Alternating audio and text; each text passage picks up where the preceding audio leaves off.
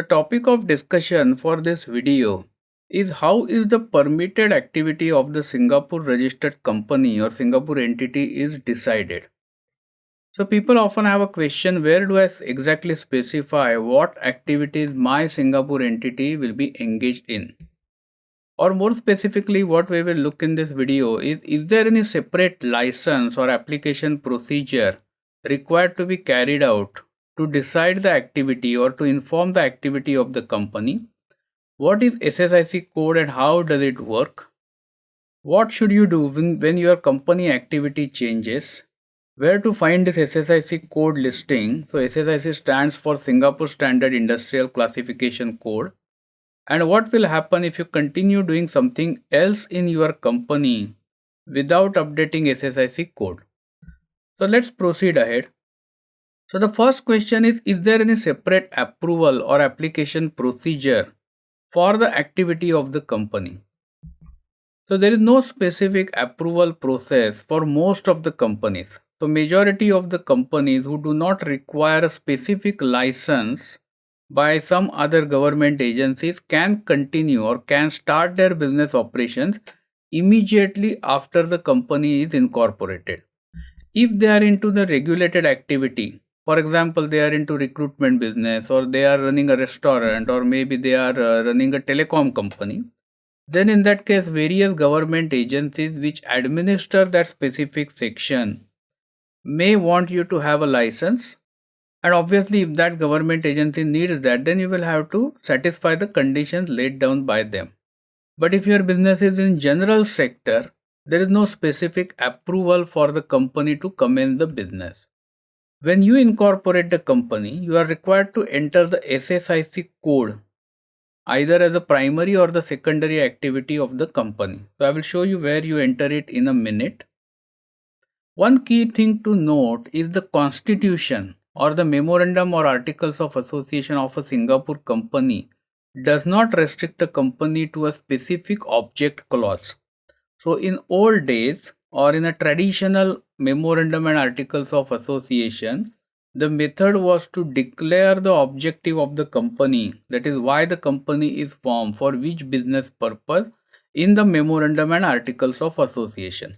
However, that clause has been removed from the Singapore entity's constitution, and what that means is company is actually allowed to engage in any business in Singapore. So basically there is no specific restriction. So what is SSIC code? As I said, SSIC code stands for Singapore Standard Industrial Classification, and when we incorporate the company, at that time we have to enter it during the incorporation process. You can also enter customized activity, so you can specify the code and give your own description if your activity is very unique. And it appears in the BIS profile of the company as principal activities. So here I am showing you the principal activities for this sample company, and you will see activity number 46304 and 10719 are appearing here. So in your case it will differ. Now one more important point to keep it in mind is that this SSIC code is also important if you are into a regulated activity and you are going to apply for the license. For example, if you are going to apply for a recruitment agency license, then this activity must be something specific as specified by Ministry of Manpower. So that is the relevance of SSIC code. So moving on to the next slide, what should you do when your activity changes? So the first thing that you need to do is lodge changes in ACRA, because under Companies Act you have obligation to notify ACRA about any changes in the company particulars or operational status. And the next thing that you have to do is you have to notify the banks, because bank account is very critical for your business, and banks have opened the bank account subject to the understanding that your company is going to be involved in a specific activity. So if that activity changes, it is your obligation to notify the banks. So where can you find these SSIC codes? So I will show you on the internet.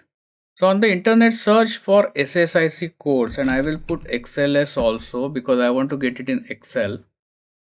So you will find this XLS file here on SyncStat website. So download this and open this file, and you will get all the SSIC codes. So these SSIC codes are classified into so many sections, and each section is a major, I will say, economic section of Singapore. For example, there is agriculture and fishing, mining, manufacturing, and so on. So if you click on any one of these, you will get the detailed listing. So let me click on professional, scientific and technical activities. So now we are into section M, and it then subsequently lists all the activities that fall in that category. So there are legal activities, accounting and auditing services, bookkeeping services, and so on. So the normal practice is to select the 5-digit code for the activity of your company. You don't enter 4-digit or 3-digit code. It is always 5-digit code. So what happens if you do not update the SSIC code in Accra as well as to the banks?